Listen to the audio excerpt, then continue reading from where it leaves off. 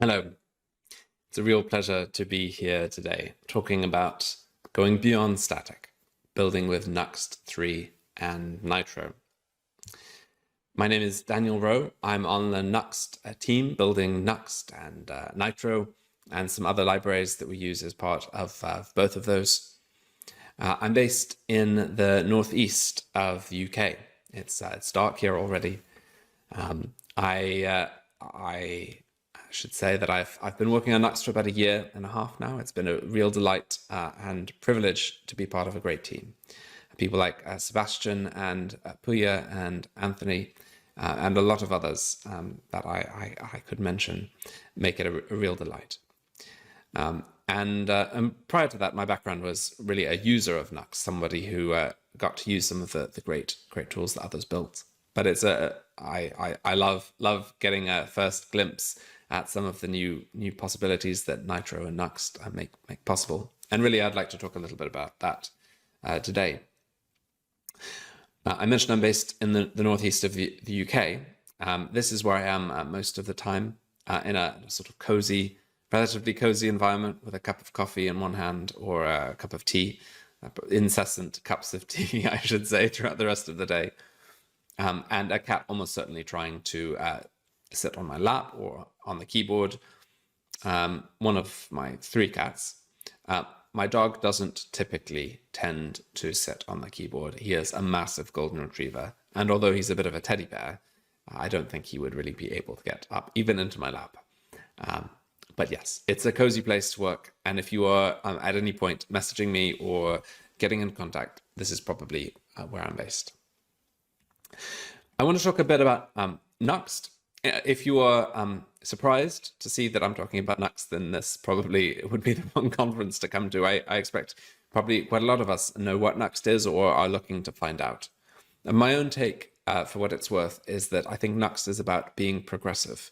So providing the best practices built in for you when you start, but there with you every step of the way as you seek to make the product your own, configure it, make it fit into either an enterprise setup or into your own particular preferences for your own blog. Whatever it is, Nuxt should be with you every step of the way. And part of what makes that possible is the fact that Nuxt is heavily configurable. So you can hook into different lifecycle events, you can change the configuration, and you can get an idea of some of what's possible just by checking out the modules section of the Nuxt website. Nuxt is, it's probably where a lot of the great ideas that have become part of Nuxt have come from. So Nitro itself, for example, the new server engine in Nuxt 3, started as a Nuxt module. Fun fact, it was originally called Nuxt Sigma before becoming Nitro, and then before being spun out into a separate framework that could be used by anyone. The same is also true of TypeScript support, Vite support, SWC support, and obviously all kinds of things like integrations with CMSs, data fetching libraries, and so on. So check out Nuxt modules, and I would highly recommend building one, and building lots, really. It's a great way of learning how Nuxt works under the hood, and creating reusable chunks of functionality that you can use throughout your projects. And obviously, if you are able to share them with the community, that's a great gift and definitely appreciated. But today I'm going to talk about deployment. Now, with Nuxt 2, our deployment options were limited. They were a reasonable set of deployment options. You could deploy a server, you could deploy static files, or you could deploy a mixture of the two. So a server would be used whether or not you were rendering what was called SSR, or whether you were rendering something that was called SPA mode. All of these terms are somewhat confusing. You would have a server, and that would either render the portion of your Vue app, the portion of the page that was your Vue application into HTML, and we call that server rendering, or it would not. And it would still give you HTML, but it would leave a blank div in the middle of it. That would be hydrated on client side to be your Vue application. And that was the normal way of deploying Nuxt 2. So you'd run a build step, Webpack build. It would produce a Vue bundle. That Vue bundle will be run by Nuxt Start, which would was a pretty minimal distribution, about 50 meg. Nitro, it should be, it's worth saying, is about 2. That's the kind of build size it produces. But Nuxt Start was pretty small for its purpose. It would run that bundle, and then it would respond to requests. There was also a generated option, so you could actually run requests in advance. You could pre-render the pages and produce static HTML. And that HTML would then be it could be put on any kind of static host, which would be able to return that. And then again, that could be HTML with the fully rendered, or it could be HTML with just that empty div in the middle. Probably it is a bit confusing to think of that as SPA mode, because every Nuxt application pretty much is a single page app. In other words, it's only the first request that comes from the server or is rendered by a server, and everything else after that is rendered on the client side. So clicking links doesn't actually reload the page, just transforms what's on the page to be the new route. More recently, there was a really interesting, really innovative approach, I think, called full static, which was the idea that not just that first request from the server would be pre-rendered, but actually subsequent data requests could be pre-rendered. So payloads could be extracted from each page as they were rendered, as they were pre-rendered, saved to disk, and then when navigating, those requests could be fetched. Those payloads could be fetched. So you didn't need to then rerun all the API requests again on client side. You could just use the saved version. And that was a huge benefit, particularly for those of us who pay per API request or had costly APIs, or even just in terms of saving time and improving the performance of a website. And then, of course, there was a hybrid-ish approach, which was to build, create a build that could be run as a server, but to pre-render some of the pages in advance. And that had a huge benefits as well, because it meant you could get the best of both worlds. That was only really used by the Versal builder in Nuxt 2, but it was able to be used, I suppose, in any target.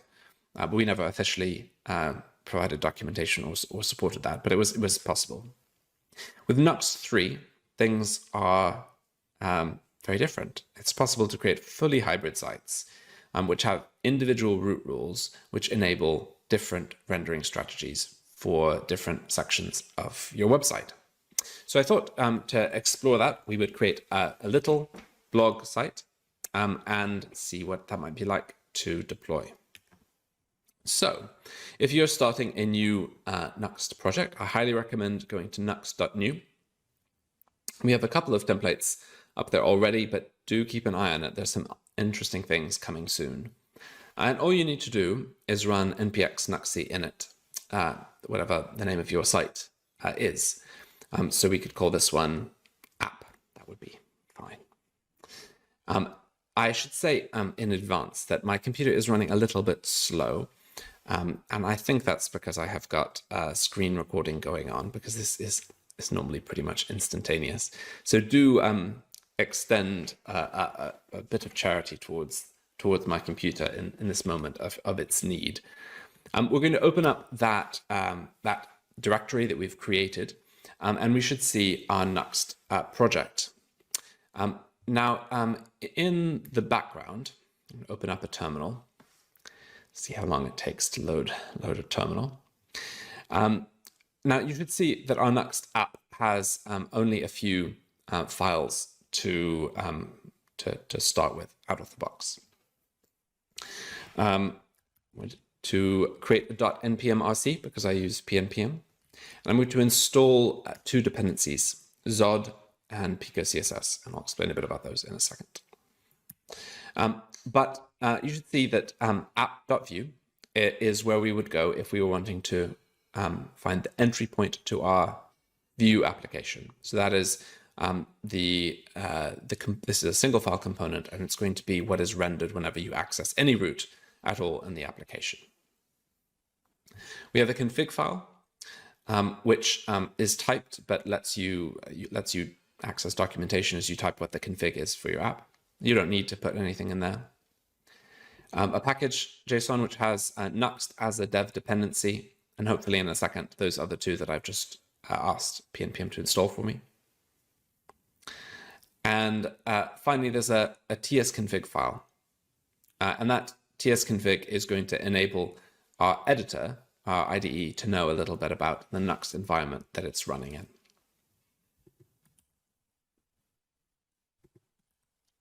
So, in a second, that install should be done. And we will start our dev server. Again, PNPM is normally much faster than that. If you do want to know a little bit about the options that are available to you in Nuxt, and often these options are enabled by creating files or folders in your project. And in Nuxt 2, these came pretty much there by default. You could see them all, and there was a little README file in each directory. In Nuxt 3, we're minimal by default, so it's opt-in to new functionality. But check out this section of the docs. You can see there's a little directory structure and some information about each of the different files that you might see in your project, each of the different folders. So if you're wanting to see what might be supported or enabled, this is a great entry point and way of finding out what is possible. And so you can browse through that, and it links through to other parts of the documentation that you might want to see. Okay, has the dev server actually started? It hasn't. Goodness, this is very slow. So what we're going to want to do when we start our application, when we start our dev server, is we're going to start seeing things like this component turn yellow. That's because our IDE now knows that it exists. It's a component for us. And we would actually even get some type support if we were passing a prop to that component, which you normally would never do. This is just a welcome component provided by Nuxt itself for our app. We're not going to do a great deal with that. Instead, what I'm going to do is create a script block here. And we're going to import our Pico CSS dependency. And that is going to basically add some styles to the app that is going to make it look a little bit nicer. We're going to add an H1 and say my blog. And has that actually started yet? I think it might have started. Let's see.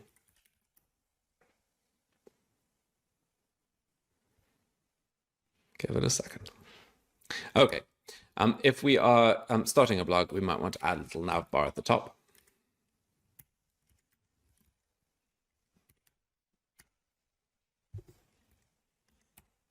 And we'll have a little list of items in it. We'll use the Nuxt link component to link to some of the different sections of the website that we're going to create. This is pretty much a drop-in replacement for an A link. So you can use href, you can use to, whatever you're most familiar with. In this case, we'll just use to because I'm familiar with that. We can link to our homepage, and we can link to, say, an about page maybe. And there we go. This, I'll make a main, and I'll give it a container.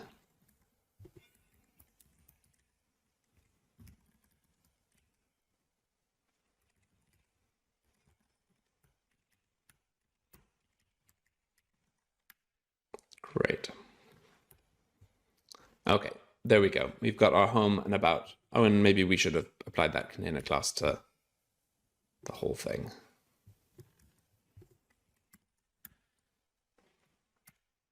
There we go. That looks a bit better.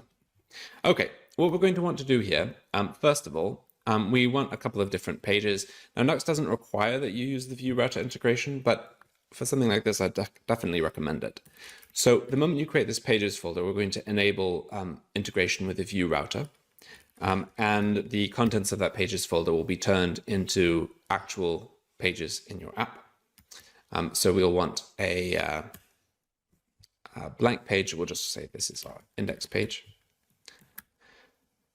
And what we'll then need to do is insert a little Nuxt page component here. And that component is going to render whatever the active route is going to be. So in this case, it should render our index page. And so we should see that in a second come through here.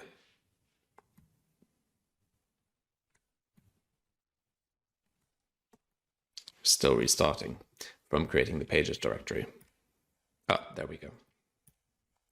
Now what we're going to want to do in this index page is give a list of blog posts, say. So we'll say blog posts, and then we'll have a little list of them. There'll be an article, it will have a heading, maybe some bold text. It'll have a little paragraph description, I guess. And then it might have a link to read a little bit more. So we'll say that should be going to, well, something like that. And it should say read more. We might need to create that route as well. It's easy enough to do in Nuxt.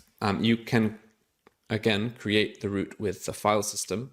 And we can use square brackets to indicate a dynamic parameter. You can make that quite complex. So you could have something like @ID to get something like a Twitter username style.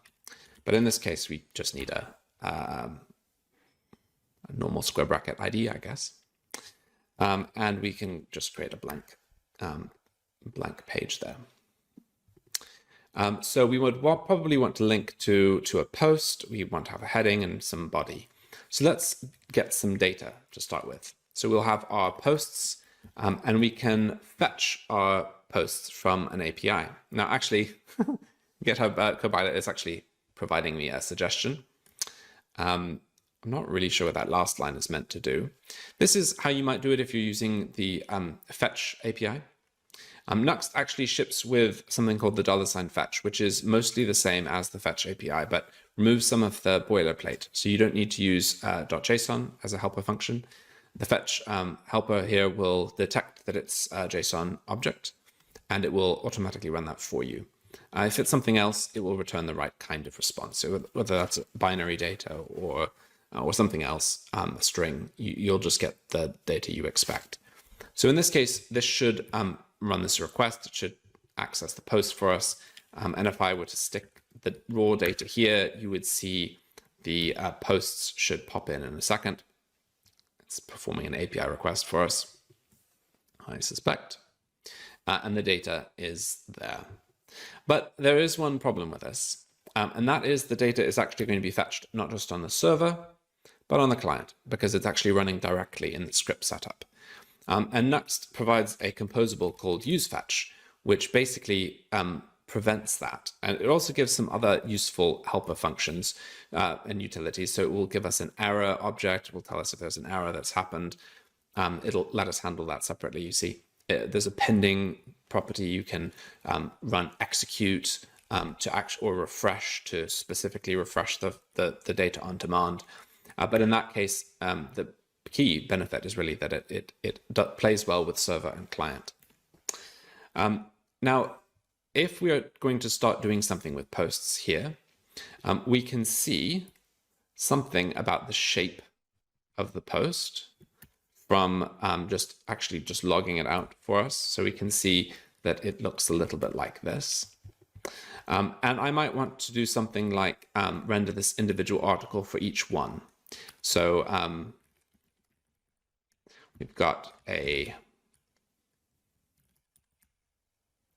post ID, I think is probably going to be our key. But our ID is telling us rightly that we don't really know anything about this.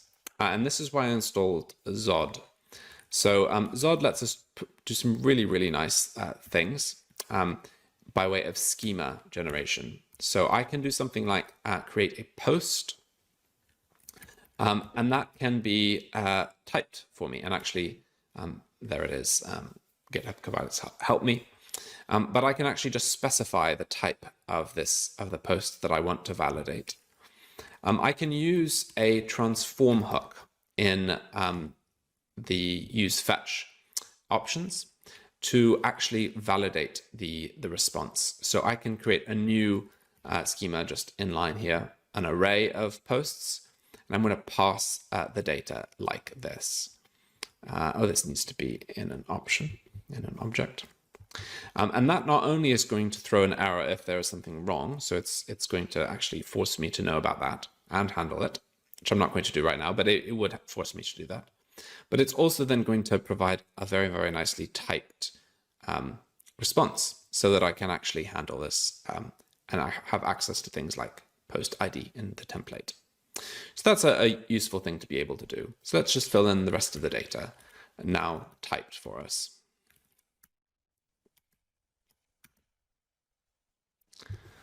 Also have a post body, I think. And we can link through to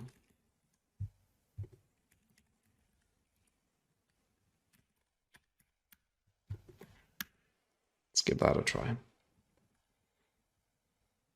We can probably get rid of this sample data. If we refresh the page, we should see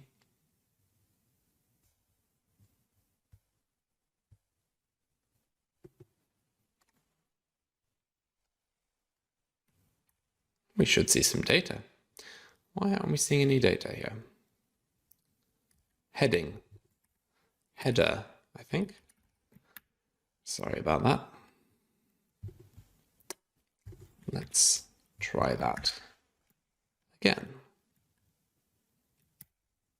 Believe it or not, that is not that's not the first time I've made that mistake. Every time I think heading should be a valid HTML element.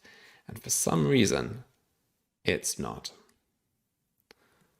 Oh, we also need to create an about page.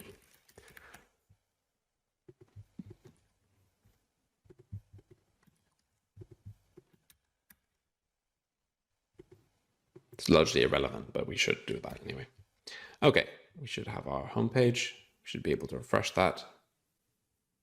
We should see some data coming through. But for some reason, we're not seeing any data.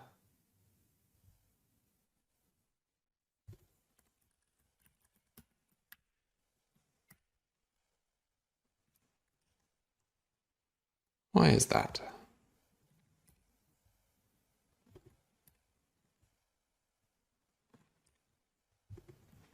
No data at all. Is it something to do with my schema? I'm assuming it is at this point. If I comment out that and see what my response is here.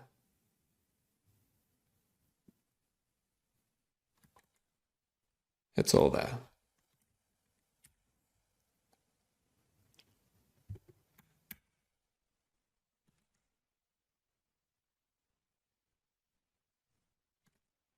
Let's do this a little bit differently. We're going to map the data through to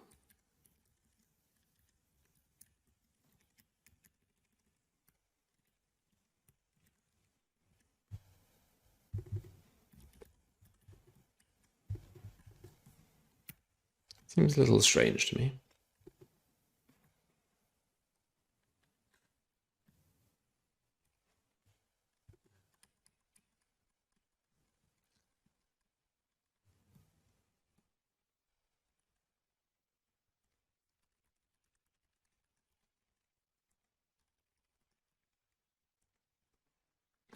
You always know it's a problem when you start console logging, isn't it? It's all coming through. Someone is undoubtedly going to be able to tell me what I'm getting wrong here. User ID, body, title. ID and is not string though, is it? It's a number.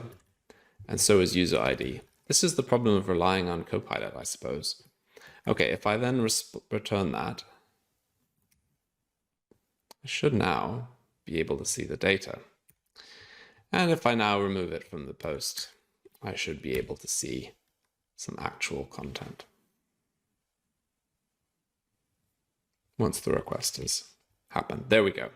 Okay, so we actually have a bit of a heading.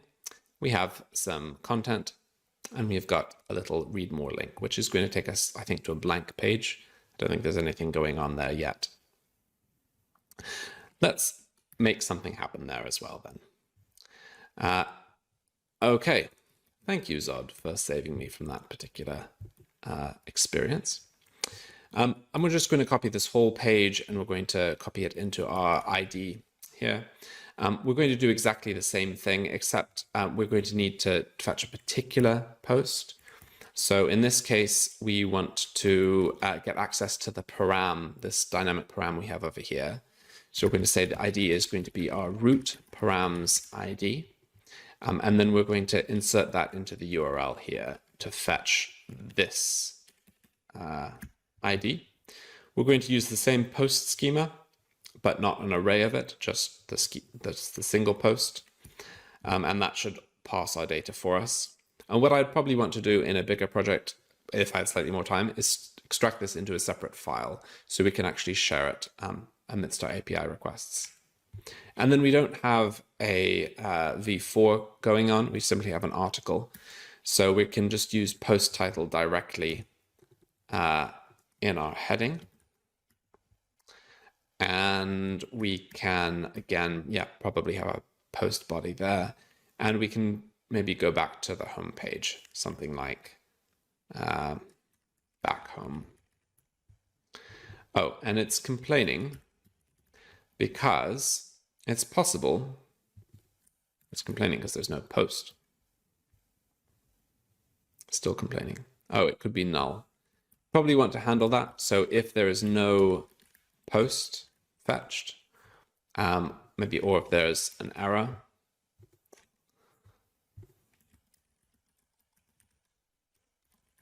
then we'll throw an error. And Nuxt will handle that error for us.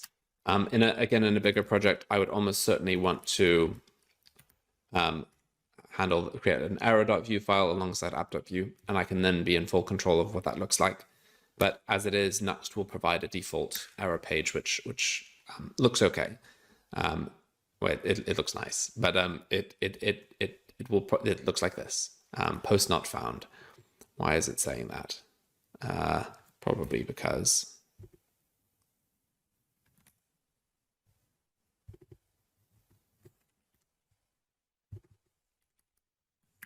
why is there no post?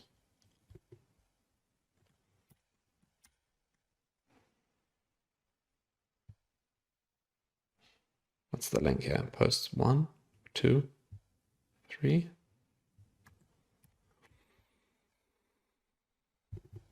Let's check. What are we meant to be fetching?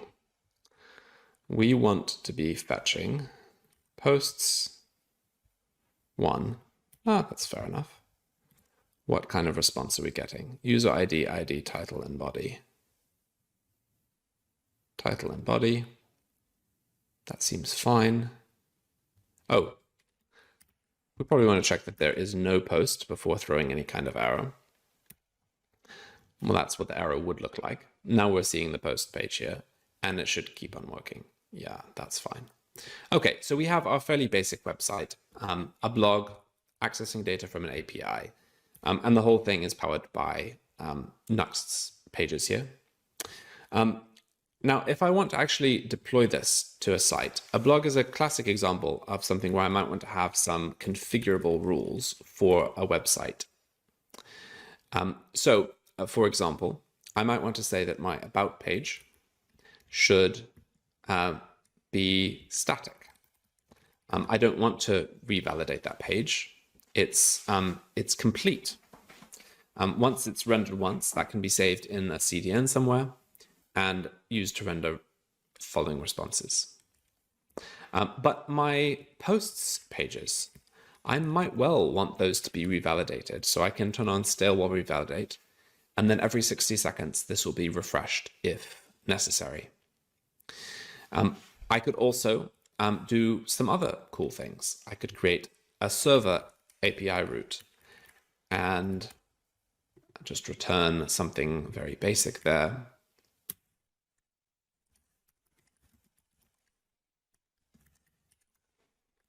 But I might want to say, make this accessible to other apps. And I could turn on CORS mode in this case.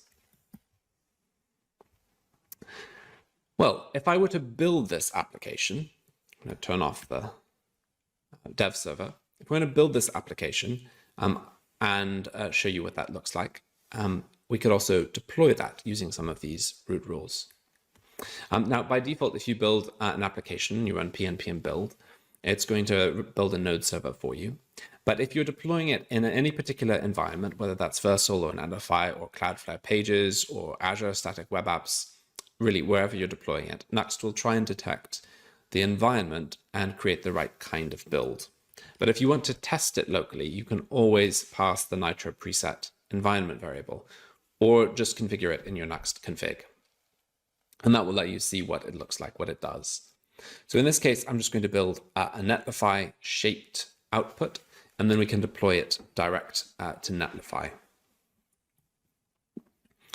So what that's going to do is first, it's going to run a Vite build. So it's going to take all the Vue parts of our app and build those into a bundle. Then we're going to use Nitro, which will take a roll up and perform a second stage build, which will roll all the server parts of the app into one single compiled runtime server, so that we actually then have a shared space where the Vue HTML can be rendered alongside things like server routes, like my API test.ts. And then everything is going to be put into a single folder, which can be deployed. So any runtime dependencies, any node modules which are needed at runtime will also be located in that same folder, so they can then be, they don't need to be installed in production. That would normally be a .output folder. In this particular case, it's a .netlify folder because that is what Netlify expects. That's where our internal functions are going to be located. There's also a dist folder, which is going to have all the sort of things that Netlify is going to serve from CDN. And that will also include things like a headers and a redirects file, which will configure Netlify to use builder functions to serve those about and post pages, and will also set the headers for those CORS, that CORS root rule that we created. Well, I'm now going to deploy that to Netlify. And again, I should say my computer is overloaded for whatever reason. Netlify is normally instant when I hit this command. But we will be able to deploy our output to Netlify. And we should actually be able to see this in practice. So we'll create a new site. We'll call it Nuxt Nation 2022. And we're going to publish that dist folder that has been generated for us.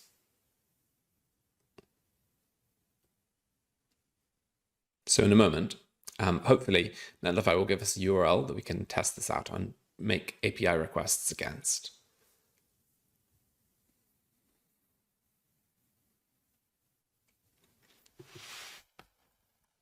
You can see in that Netlify functions internal, the node modules folder here. Each of these node modules directories, by the way, has been traced. So only the essential files are there. We don't get anything like readmes or test files or other, or even chunks that aren't used in production. They're fully traced by something called Vercel NFT, which is a great innovation. Okay, we have a URL here. So we can, I guess, first just have a quick check and see it in the browser. That's the website we are expecting. And if we actually just want to have a look at the headers for requests, we can see if we fetch the basic page, the home page, we should see that every time we fetch it, it's a new request, a newly rendered page, age 0. It's performing a fresh request to JSON typicode. Let's fetch that about page. We should see that this also generates it fresh because we haven't visited it yet. But on subsequent fetches, we should see this age number going up, and that should just keep on going up because it's never going to be generated again. It's a fully static page from this point onward. And the same is true of things like posts, our post pages. So again, these will be generated on demand the first time, and then subsequent requests, you'll see that age number just increasing. If we were sitting here, I think, if we were sitting here and I were to go up to 60 seconds, you would see that eventually that age is going to hit 60 or near it and then reset. And then you get everything fresh again. But basically, we're trusting in the CDN at this point to do its thing. But it means that you don't need to redeploy when you change the content of your CMS, not if you're using hybrid rendering with Nuxt 3 and Nitro. And there are lots and lots of other really cool features that can be enabled this way. So for example, you could set a whole section of your website, maybe your admin panel. It can have SSR false. So you don't render anything but an empty div. You just leave everything to client side. Or you could set specific headers for some other portion of your website. Or you could add a redirect. And again, every platform will have a different way of making this work. But Nitro will output the right kind of format for that platform. So Versal, for example, has a very different directory structure in its build output. But whatever you pick, it should just work for you if you're building a Nuxt 3 and Nitro app. There is so much to talk about, and there is so little time. But from my point of view, I love to hear when people build cool things. So please let me know. Let me know what you build, and let me know how it works for you. We're still refining and tweaking Nuxt. That's going to go on even after the release. So let me know any ways that we can make Nuxt better for you. Check out the documentation. Come follow us on Twitter, see what's going on. Either Nuxt.js or you're welcome to follow me as well, of course. Join Discord. It's a great unthreatening place to ask questions, find out what you might not know, or raise a bug in a very safe way to do that. There are lots of ways of taking things further, but I really, as I said, can't wait to see what you build with Nuxt 3 and Nitro. Thank you very much. It's been a real pleasure to be here, and I hope you enjoy the rest of the conference.